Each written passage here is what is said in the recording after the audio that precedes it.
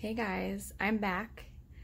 My name is Brittany. I went ahead and filmed my very first video for my mommy makeover series that I'm doing basically last week and posted it, and I thought that I would go ahead and do a quick little pre-op video, supplies that I've purchased. So yeah, just a little information. I'm 34, I have 3 kids. I'm going to be getting a full tummy tuck with muscle repair, umbilical hernia repair. I'm going to have my breast implants swapped out from saline to silicone, and I'm going to get a lift. I don't know if I'm going to be having like a mini lift or a full lift. She's going to decide while I'm on the table. So very exciting. And today I am 1 week out exactly from surgery, which is kind of scary and starting to sink in. So yeah. If I didn't say, I have 3 children. Right now I'm filming this while my daughter is sleeping. She's going to be 18 months on the day of surgery next week. And then I have 2 boys, and hopefully neither one of the boys will interrupt us while we get through this video. So let me show you what I have here. I'm going to flip my camera. Hold on. Okay, so these are the supplies I have. This is actually the booklet I got at my pre-op appointment. This is a waiver to go get tested for COVID, which I'll be doing this Friday. And then it has all my consents for all my procedures in here, which is crazy. Lots of stuff. And then just like the do's and don'ts. It seems like, every surgeon has their own guidelines.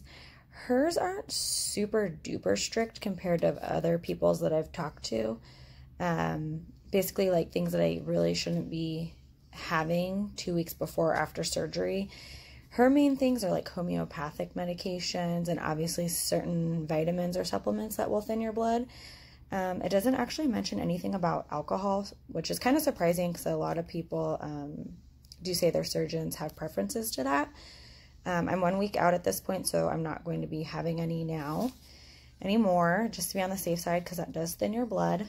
And, you can't have things like ibuprofen, blood thinner products. You can only have Tylenol if you're having pain at this point. So, but I don't usually take those types of medications, so I should be good. So that's really the gist of this little booklet. She already had sent out my prescriptions after my pre-op appointment to my pharmacy. The prescriptions are for Zofran for nausea,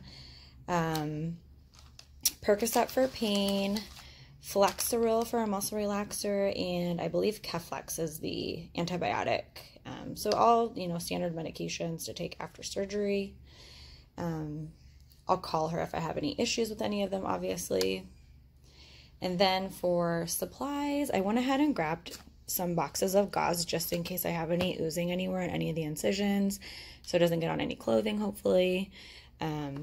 I also grabbed some antibiotic ointment. I believe, I've seen that usually this is used in the belly button area, and it did mention to have some, so I grabbed that. And I went ahead and grabbed some Aquaphor just for extra lubrication if I need it anywhere, and it's in these little handy tubes.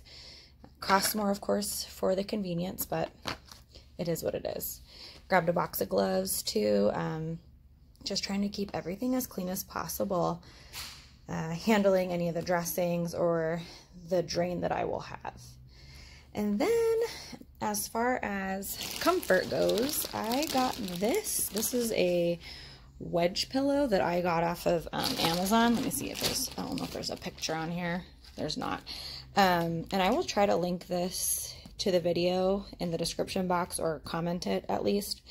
But here's my bed. I'm gonna basically have it here for me just to keep me reclined. So we'll discuss that a little bit more here further in the video. I also bought Hebe Cleanse. I have Hebe Cleanse that I'm already starting to use to disinfect. I just forgot to add it here to my stuff. I have it in the shower already. I'm already using it a week out every time I shower, and I'm probably gonna buy a little more just to make sure I have it after surgery for a little bit. She didn't specifically mention that it needed to be used, but I did use it like the night before and the night before and the morning of my C-sections. So, you know, I'm going to basically do the same thing, use the Hebe cleanse, and then make sure all my bedding is washed that night before I get into bed, and then get back up again. I'm going to do a quick rinse shower the next morning and rewash again with Hebe cleanse, just in case. I don't know at the surgery center if they have you do any kind of disinfectant. So I just want to be on the safe side. So hold on here. Let me get back. Okay, so let's talk a little bit more about that reclining pillow that I got. So I want to backtrack to my breast augmentation that I had 10 years ago. At the time, me and my husband, who was my boyfriend then, lived in our first apartment, and my grandma had gifted us, or given us, her large sectional. It was like a black leather sectional, and it had a recliner chair at the end. So I totally lucked out. I slept on that recliner for at least the first 2 weeks after surgery. And part of me is like dreading the fact that I'm not going to have a recliner. So the next best option was this wedge pillow. So I think out of anything that I'm a little anxious about post-surgery is just not having the recliner. It is what it is though. I didn't want to spend a bunch of money on it. I don't really want to rent one. You can rent them, I think, at Rent-A-Center for a fee, you know, per week. And then I figure with this wedge pillow, we can save it, store it, and, you know, it can be utilized in the future, potentially, if, you know, if we ever get any other kind of surgeries down the road. So that's the deal with that. A little TMI talk. So if you don't like details, then please stop watching, or I don't know, but here we go. So unfortunately for me, it looks as though I will be having my time of the month a few days post-op. And another thing is that since I've had my daughter, I got my tubes completely removed. My periods have been horrible. Horrible. Like, have to change a tampon almost every hour. I mean, I would say I'm a year and a half out, and I would say just the last couple of months, it's gotten better, but it's still bad. So I am dreading this period after surgery. My poor husband. I don't know what I'm going to do yet. So there's that. And then also TMI is the bathroom situation. Straining is not going to be my friend, obviously, having abdominal surgery, and I know that because I've had C-sections. Normal everyday, I am not a normal everyday person. I, for whatever reason, have a very slow moving colon.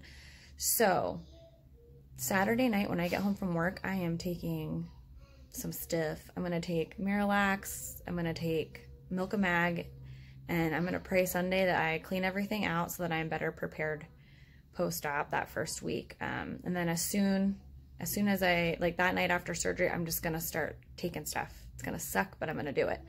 I have found Milk-A-Mag actually works pretty well for me if I do a double dose at one instance. It usually works by like the following morning if I take it the night before. So hopefully that will work. I do have some actually. I just didn't have it in here for the video. So yeah, so that's basically what we're looking at. I see a lot of girls using walkers, and I had posted, I'm on a Facebook group, I posted how necessary everyone thought the walker really was. I don't want to spend the money on it if I'm really not going to use it. And overall consensus, like most people said it really wasn't necessary, and those that even did use it, used it only a handful of times. So I'm going to opt not to get it. I'm also not getting, sorry if my camera is so shaky, I am trying to hold it, you know how that is. Also too, oh, my son's coming. Okay, I'll come look in just a second. Can you wait just a second? Okay.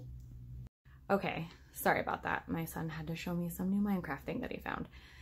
So I was talking about the walker. Also, so no walker for me.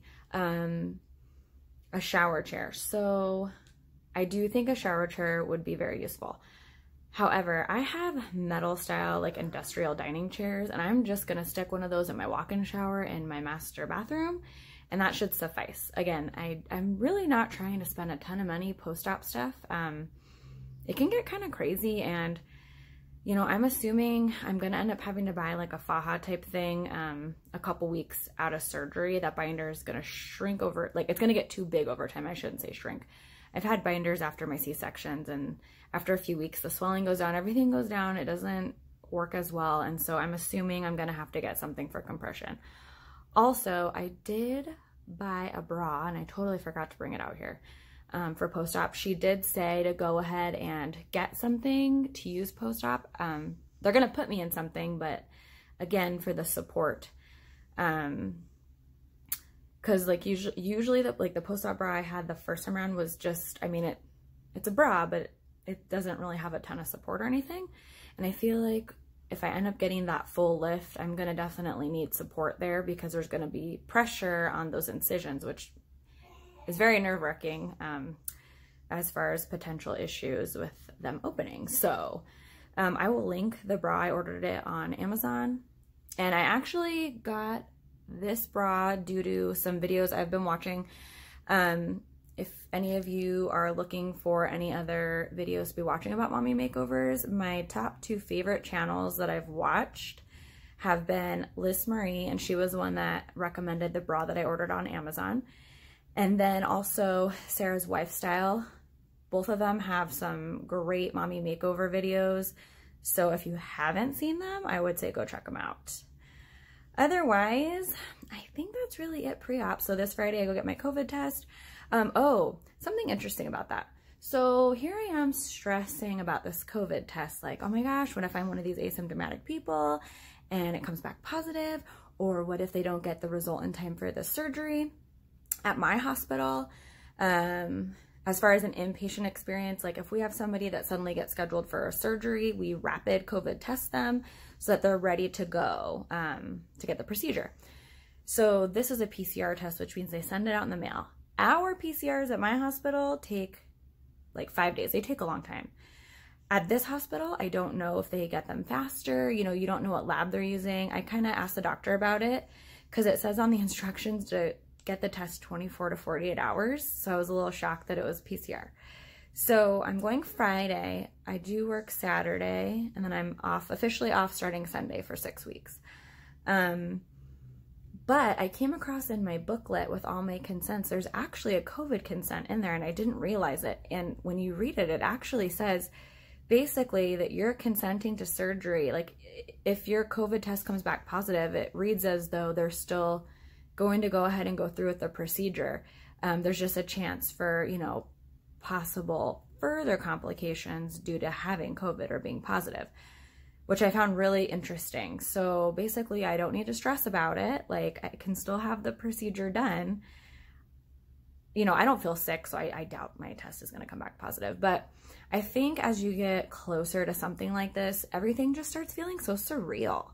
Like I really cannot believe that in a week from now, like literally, I think it's going almost on 1, I'm literally gonna be getting out of surgery anytime now. I'm scheduled to start at 7:30. I have to be at the surgery center at 6 a.m. and my procedure should take about 5 hours. So I would be getting out about now. And it just is insane to me that this is happening. So yeah, that's basically what I got for you guys. If there's any questions or anything else, please comment down below. If you are interested in keeping up with further videos, please subscribe. And yeah, thank you guys for watching. Until next time.